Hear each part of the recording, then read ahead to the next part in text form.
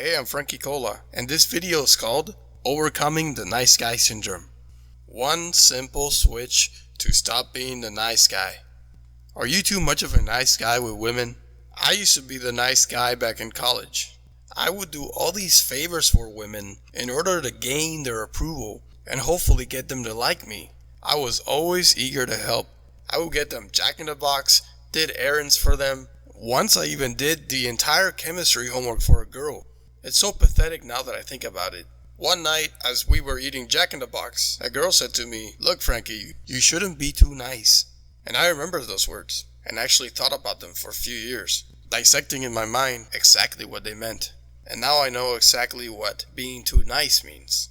And here's the difference between being a good guy versus having nice guy syndrome.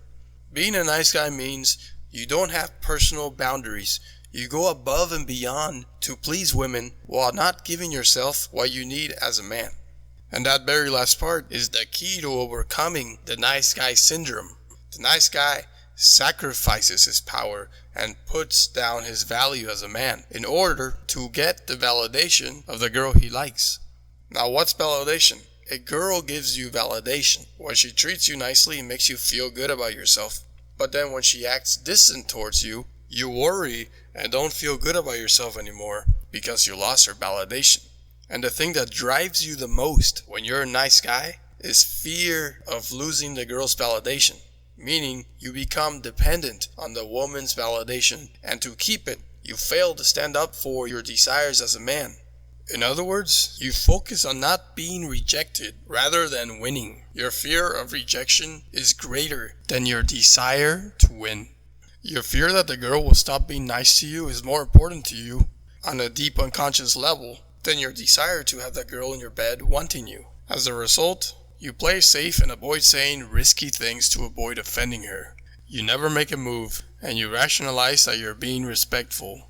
You hold yourself back from flirting because you're afraid she'll reject you, and you never let your intent known until it's too late and you find out she's hooking up with another guy. Why jerks attract women, and how to use their secrets without actually being a jerk. Most men don't get how attraction works. Being an overall good guy is great, but it isn't what triggers attraction. The first rule is this: attraction is not logical, it's emotional.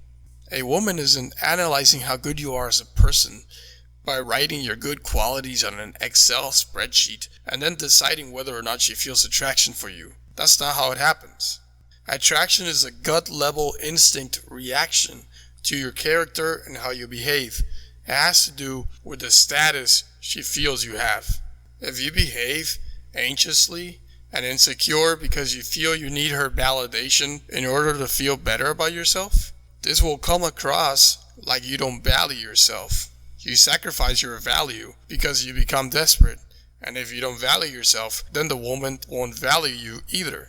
See, the reason bad boy players create so much attraction with women isn't because they act like jerks, but because they value themselves immensely, and they are indifferent to a woman taking away her validation from them.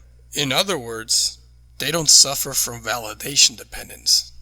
They don't waste too much energy on one woman who isn't interested in them. Instead, they move on to other women who actually value them sexually. In addition, the player knows how to attract women so much that she starts chasing him. And the thing is, you can steal the player's skill of making a woman chase you without actually acting like a jerk. And I'll let you in on a big secret on how to do this. And that is, don't do big favors early. Or if you do, make sure she also does something for you.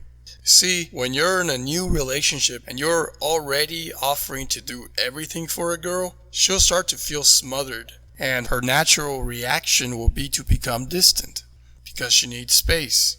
So make sure she's also contributing and doing things for you. Make sure there's that balance. A woman wants to feel like she won you over. If she's investing and putting effort, she will backwards rationalize that she must really like you.